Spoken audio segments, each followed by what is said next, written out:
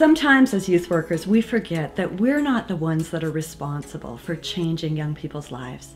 We feel that pressure that we have to have the right things to say. We have to know exactly what to do in every situation. And we put a lot of pressure on ourselves that doesn't belong there. We forget that God was there first, and He's involved in their lives before we ever were.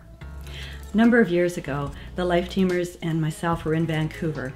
We were on the downtown east side at a shelter for homeless youth, and we were just having supper with the kids there. I was sitting with a niece, who was a young woman from Montreal.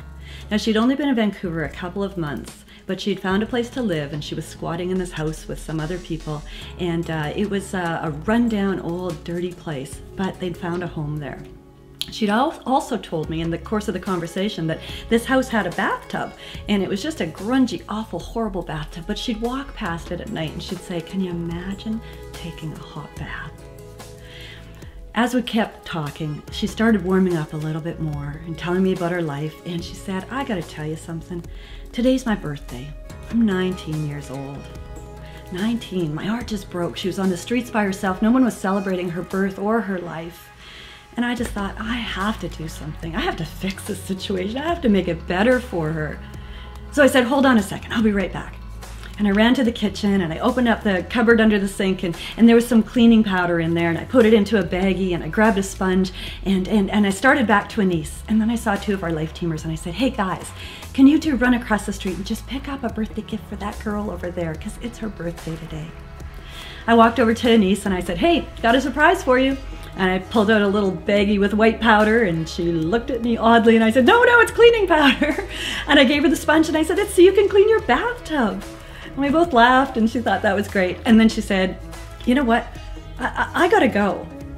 And I just got the sense that, I had crossed a line, that she was just feeling like someone was caring too much. And I said, no, you have to wait. And she said, "No, I gotta go." And she was gone out the door.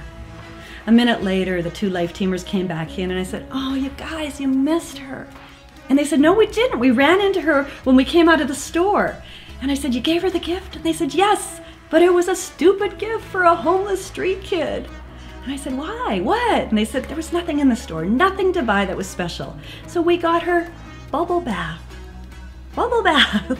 Like, they couldn't have known. They didn't know, but God knew. He knew a niece. He knew her story. And He was involved in her life from the beginning and every day after. He was taking care of her.